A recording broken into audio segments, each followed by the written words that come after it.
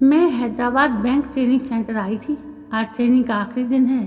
कल मुझे लौटकर पटना जाना है, लेकिन मेरा बचपन का प्यारा मित्र आदर्श भी यहीं पर है। उससे मिले बिना मेरा जाना संभव नहीं है, बल्कि वो तो मित्र से भी बढ़कर था। ये अलग बात है कि हम दोनों में से किसी ने भी मित्रता से आगे बढ़ने की पहल नहीं की। मुझे अपने बचपन के दिन याद आने लगे थे। उन दिनों में दक्षिणी पटना की कंकरबाग कॉलोनी में रहती थी। एक विशाल कॉलोनी है। पिताजी ने काफ़ी पहले ही एक MIG फ्लैट बुक कर रखा था। मेरे पिताजी राज्य सरकार में अधिकारी थे। ये कॉलोनी भी अभी विकसित हो ही रही थी। यहाँ से थोड़ी ही दूर पर चिरैया टाट मोहल्ला था, उस समय उत्तरी और दक्षिणी पटना को जोड़ने वाला। एकमात्र पुल चिरैया टाट में था। वहीं एक तंग गली में एक छोटे से घर में आदर्श रहता था। वहीं पास के ही सेंट्रल स्कूल में हम दोनों पढ़ते थे। आदर्श बहुत सुशील था। वो देखने में भी स्मार्ट और पढ़ाई में अव्वल तो नहीं, पर पहले 5 विद्यार्थियों में था। फुटबॉल टीम का कप्तान आदर्श क्रिकेट भी अच्छा खेलता था, इसलिए वो स्कूल के टीचर्स और स्टूडेंट्स दोनों में लोकप्रिय था। वो स्कूल के सांस्कृतिक कार्यक्रमों में भी भाग लेता था।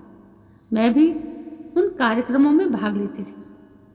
इसके अलावा मैं अच्छा गा भी लेती थी। हम दोनों एक ही बस से स्कूल जाते थे।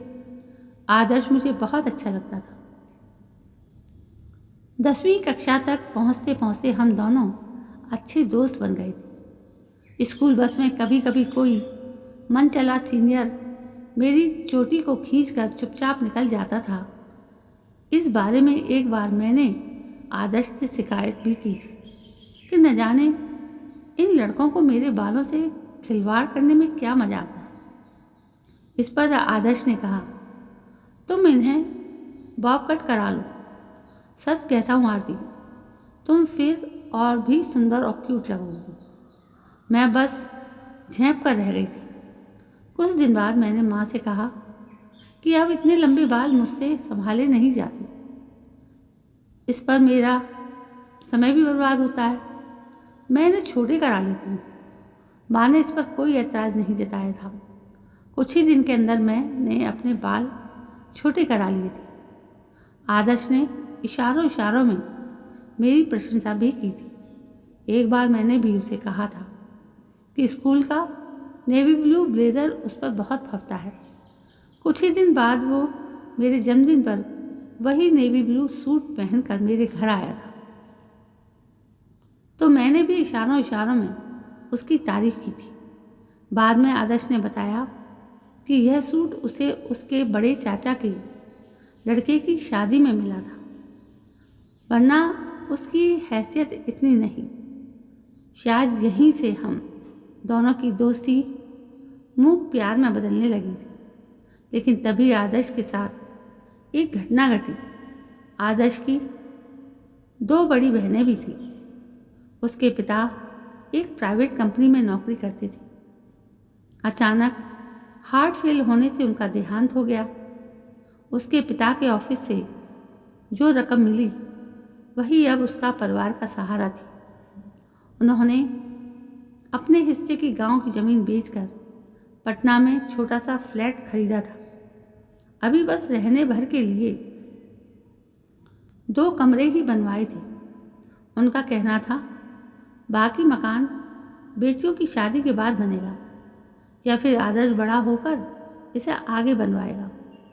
हम दोनों के परिवार के बीच तो आना जाना नहीं था, पर मैं स्कूल के अन्य लड़कों के साथ ये दुखद समाचार सुनकर गई थी। हम लोग 10वीं बोर्ड की परीक्षा दे चुके थे। आदर्श ने कहा था कि वो मेडिकल पढ़ना चाहता है, पर ऐसा संभव दिखता नहीं था क्योंकि इसमें खर्च ज़्यादा होगा, जो उसके पिता के लिए लगभग असंभव है। एक बार जब हम 12वीं की बोर्ड की परीक्षा दे चुके थे, तो मैंने अपनी बर्थडे पार्टी पर आदर्श को अपने घर बुलाया था। वो अब और स्मार्ट लग रहा था। मैंने आगे बढ़कर उसको रिसीव किया और कहा, तुम ब्लू सूट पहनकर क्यों नहीं आए? तुम पर वो सूट बहुत फंसता है। आदर्श बोला, वो सूट अब छोटा पड़ गया है।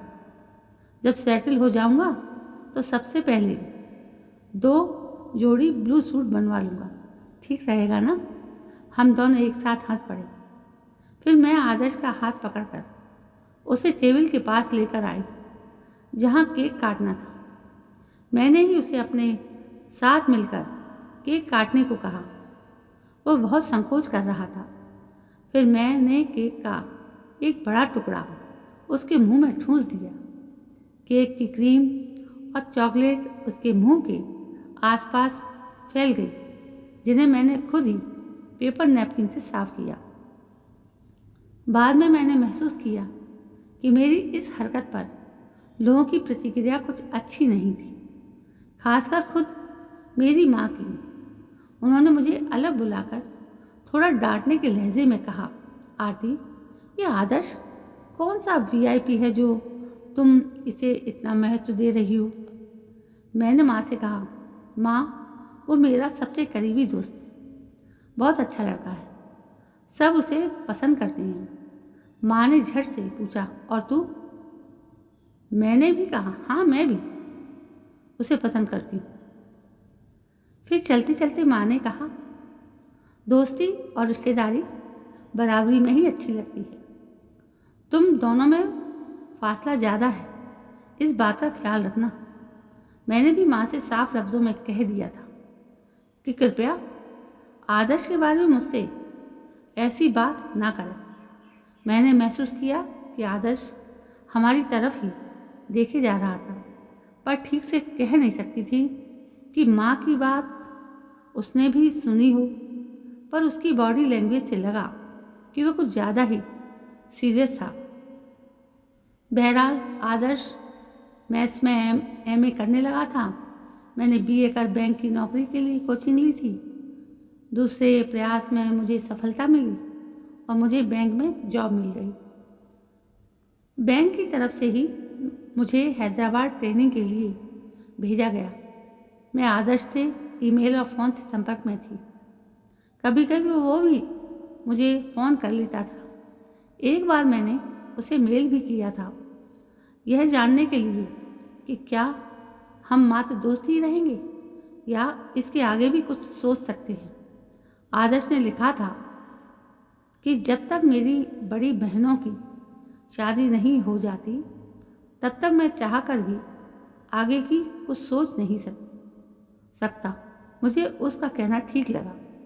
आखिर अपनी दोनों बड़ी बहनों की शादी की जिम्मेदारी उसी पर थी, पर इधर मुझ पर भी माता पिता का दबाव था कि मेरी शादी हो जाए ताकि बाकी दोनों बहनों की शादी की बात आगे बढ़े। हम दोनों ही मजबूर थे और एक दूसरे की मजबूरी समझ रहे थे। आदर्श हैदराबाद की एक प्राइवेट कंपनी में अकाउंटेंट की पोस्ट पर कार्यरत था। उसकी बड़ी बहन की शादी हो चुकी थी। अपनी माँ और दूसरी बहन के साथ वो भी हैदराबाद में ही था। मैंने उसे फ़ोन किया और ईमेल भी किया था कि आज शाम की फ़्लाइट से मैं पटना लौट रही हूँ। उसने जवाब में बस ओके भर लिखा था। वो सिकंदराबाद में कहीं रहता था। उसके घर का पता मुझे मालूम तो था, पर नए शहर में वहाँ तक जाना कठिन लग रहा था और थोड़ा संकोच भी हो रहा था। मेरी फ़्लाइट हैदराबाद के बेगमपेट एयरपोर्ट में से थी। मैं एयरपोर्ट पर बेसब्री से आदर्श का इंतज़ार कर रही थी। बेगमपेट एयरपोर्ट से सिकंदराबाद ज़्यादा दूर नहीं था, महज 5 किलोमीटर की दूरी होगी। मैं सोच रही थी कि वो जल्दी ही आ जाएगा, पर जैसे जैसे समय बीत रहा था मेरी बेसब्री बढ़ रही थी। चेक इन बंद होने तक वो नहीं दिखा तो मैंने अपना टिकट कैंसिल करा दिया। मैं आदर्श के घर जाने के लिए टैक्सी से निकल पड़ी थी। जब मैं वहाँ पहुँची तो उसकी बहन ने आश्चर्य से कहा, आरती, तुम यहाँ? भाई तो तुमसे मिलने एयरपोर्ट गया है, अभी तक तो लौटा नहीं है। शुरू में आदर्श संकोच कर रहा था कि जाऊं कि नहीं, पर माँ ने उसे कहा कि उसे तुमसे मिलना चाहिए। तभी वो जाने को तैयार हुआ। इसी असमंजस में घर से निकलने में उसने देर कर दी। मैं आदर्श के घर सभी के लिए गिफ्ट लेकर गई थी। माँ और बहन को तो गिफ्ट मैंने अपने हाथों से दिया। थोड़ी देर बाद मैं एक गिफ्ट पैकेट आदर्श के लिए छोड़कर लौट आई। इसी बीच आदर्श की बहन का फ़ोन आया और उसने कहा, भाई को ट्रैफिक जैम और उसका स्कूटर पंक्चर होने के कारण एयरपोर्ट पहुंचने में देर हो गई और भाई ने सोचा कि तुम्हारी तो फ़्लाइट जा चुकी होगी। मैं उसे तुम्हारी फ़्लाइट के बारे में बता चुकी हूँ। आदर्श की बहन ने फ़ोन कर उसे कहा, भाई तुम्हारे लिए आरती ने अपनी फ़्लाइट कैंसिल कर दी। वो तुमसे मिलने घर आई थी, पर थोड़ी देर पहले चली भी गई। अभी वो रास्ते में होगी, बात कर लो। लेकिन आदर्श ने फ़ोन नहीं किया और ना मैंने किया। आदर्श ने जब घर पहुंचकर पैकेट खोला तो देखा कि उसमें एक नेवी ब्लू सूट और मेरी शादी का निमंत्रण कार्ड था। साथ में मेरा एक छोटा सा पत्र जिसमें लिखा था, बहुत इंतज़ार किया, मुझे अब शादी करनी ही होगी, क्योंकि मेरी शादी के बाद ही बाकी दोनों बहनों की शादी का रास्ता साफ होगा। एक नेवी ब्लू सूट छोड़कर जा रही हूँ। मेरी शादी में इसे पहनकर जरूर आना, ये मेरी इच्छा है। एयरपोर्ट से मैंने उसे फ़ोन किया। तुमसे मिलने का बहुत जी कर रहा था आदर्श, खैर इस बार तो नहीं मिल सकी। उम्मीद है शादी में ज़रूर आओगे। मैं तुम्हारा इंतज़ार करूँगी। थोड़ी देर खामोश रहने के बाद आदर्श इतना ही कह पाया था, हाँ हाँ आऊँगा। तो दोस्तों ये थी कहानी जो यहाँ पर ख़त्म होती है। अब आप बताइए आपको ये कहानी कैसी लगी। यदि कहानी पसंद आई हो तो प्लीज़ मेरे चैनल को सब्सक्राइब करें, लाइक करें, शेयर करें और कमेंट करें। कल मैं फिर हाजिर होती हूँ आपके सामने एक नई कहानी को लेकर। तब तक के लिए जय हिंद, वंदे मातरम।